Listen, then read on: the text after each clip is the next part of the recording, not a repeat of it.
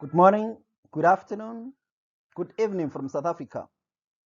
And thank you, Dr. Tare, for the opportunity. My name is Pastor Mgwani Eric from the Totani Senior Secondary School in the Lebelwan Circuits, Kukune East District, Limpopo Province, South Africa. I am going to share with you good practice in teaching that I'm doing. And I'm going to look at the following.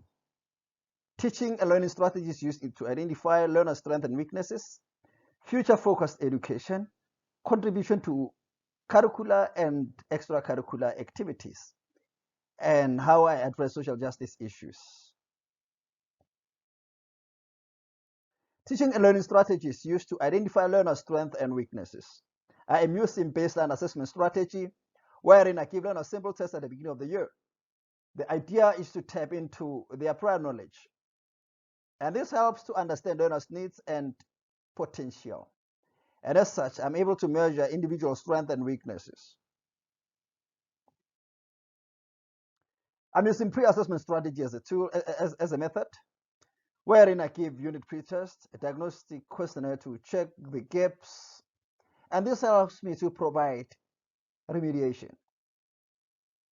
I'm also using worksheet assessment strategies with the idea to tap into learners' prior knowledge.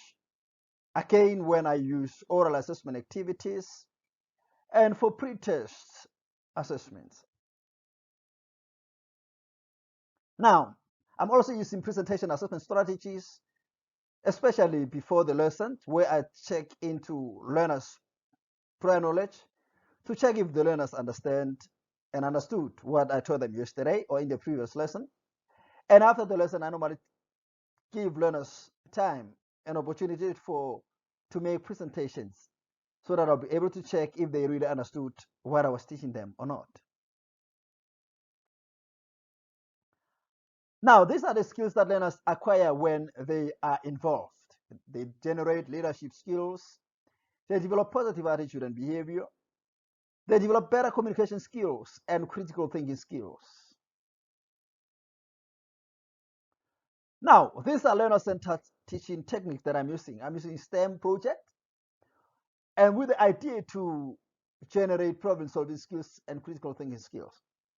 Online games for my learners to generate critical thinking skills, and practical games such as Minecraft to generate collaboration, communication, critical thinking skills, and problem-solving skills. Visual classroom debates and one-on-one discussions with learners, wherein my learners are able to engage with online guests. And this brings about communication and collaboration skills that I'm instilling in my learners.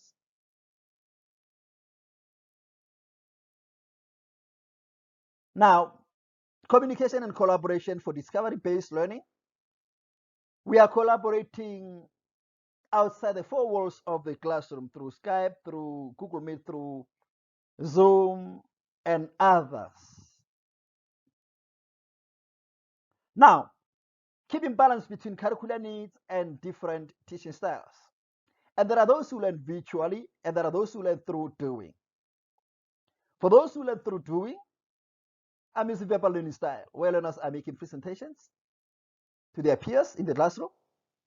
Kinesthetic, when we are Skyping, learners have to relocate and locate the speaker or the guest teacher or the guest classroom, and they work together to find the location.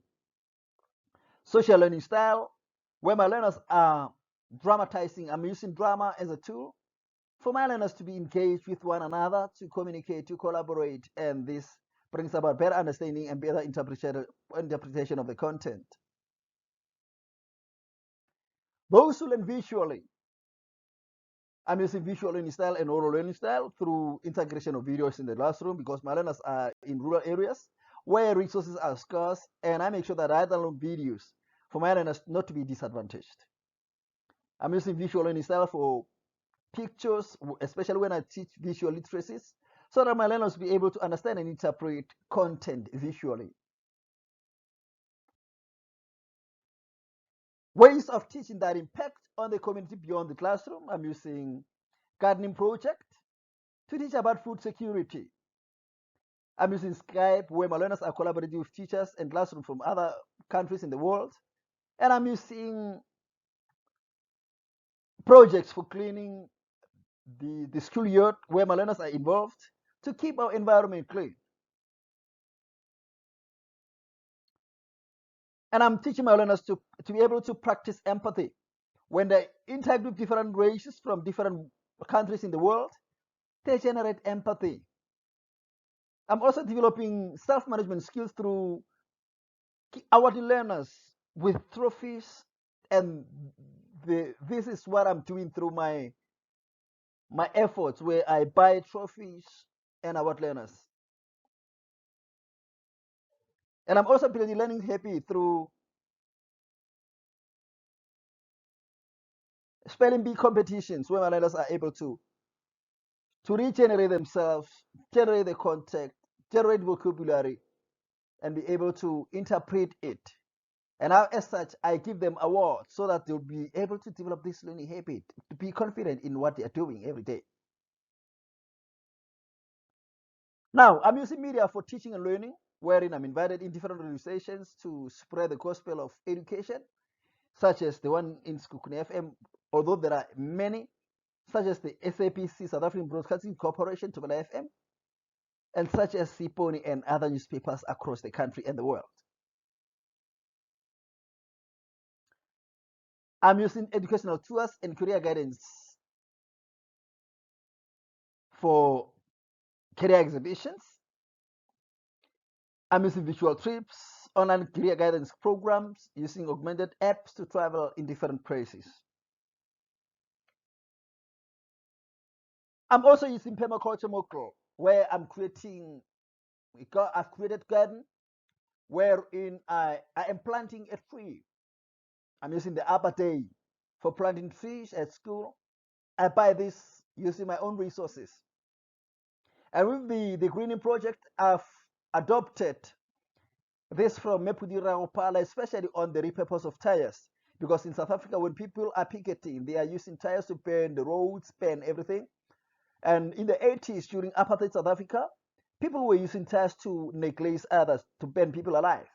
Then instead of using it for such things, I am now dispelling the myth behind the use of a tire by planting hope, by planting the future, by planting good health within the tires. Now, the impact of greening project that I'm doing at school is that my learners have developed backyard gardens in their homes. These are examples. Now, how do I build learners' self-esteem and cooperative learning? I'm using my learners to write the morning devotions every assembly point. I'm using my learners as program directors when I organize event at school. And I'm also using spelling bee competitions to generate and develop learners' self-esteem and confidence. Now, I'm awarding excellence and restoring the dignity of a black child. I generate and donate school uniform through my funds or from my own funding. I'm awarding learners through my own funding. And I'm also running a sanitary towel campaign so that the girl child cannot stop from coming to school because of menstrual period. Building discipline and speaking skills for the future. I'm using debate, I'm using chess, and I'm using drama so that my learners will be able to be disciplined. And are you going to use this skill in the future? Now, what is the impact of all of this? There is improved communication skill. At present, learners who debate are more disciplined. Learners' perspective change. This reduces inferiority complex. They learn communication etiquette. And as such, this reduces the danger of a single story, as Chimamanda Adichie would pragmatically phrase it. Now, this is the evidence of technology and learner-centered teaching strategy, where my learners are involved, where my learners are hands-on. Now, This is the evidence of learners learning from their own peers. We create debate, we create discussions with global peers, and my learners are hands-on. These are learner-centered teaching activities. Now, what is the impact of all of this? Critical thinking skill, it's what my learners are generating. Oral communication skill, self-management, it increase learners' retention, self-esteem, and responsibility. All of this is what my learners are benefiting after all of this. Now, in terms of future-focused education,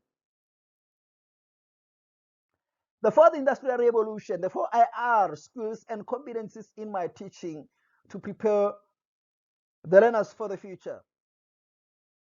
When they code, they generate creativity, problem-solving skills, and decision-making skills.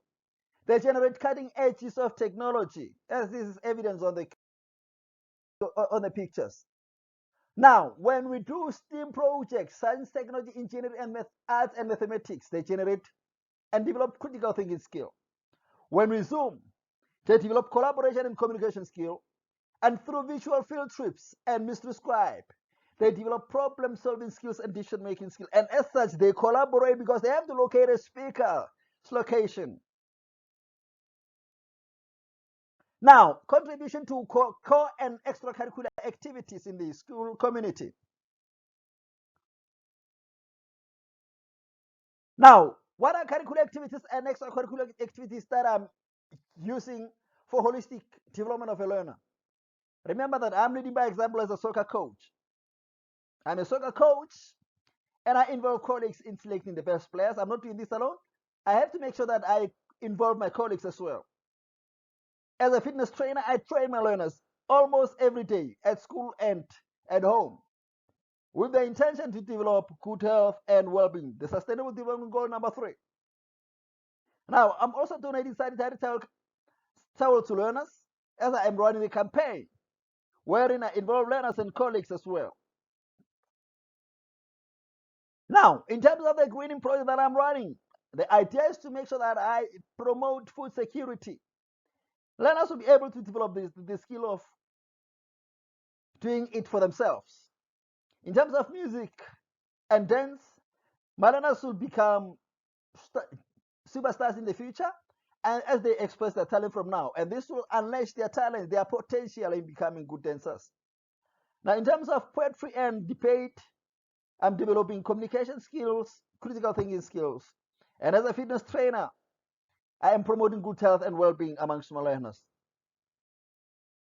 Now, in terms of social justice issues, how do I address social justice issues, the impact and the effects of social justice issues in terms of race relations and social cohesion? I engage learners with different races to curb xenophobia and appreciate diversity, to make sure that my learners develop global citizenship and computational thinking skills. How do I address poor facilities and inadequate resources? My learners are traveling without passport. I'm using a white cloth. I'm using my own resources for teaching learning. I'm also downloading videos so that my learners are not disadvantaged. Now, in terms of helping colleagues overcome any challenge they face in the school, I invite experts, especially on financial management, to come and instill this knowledge in my teachers, because it is known that teachers are always broke because they lack financial management skill. And as such, I'm bringing solutions to them by bringing all this, by organizing seminars and webinars containing all of these resources, human resource, that will be able to impact in their lives. For ICT, I normally invite experts such as Umama Putirangopala, and I invite experts on professionalism so that they'll be able to generate knowledge and sustain their confidence in the work field. How do I encourage mutual learning? I use guest teaching and exchange programs. I invite all on guest teachers. And this is cost effective through data. We travel all over the world. And as such, this brings us to the end of my presentation. May God bless you, and I thank you so much. Goodbye.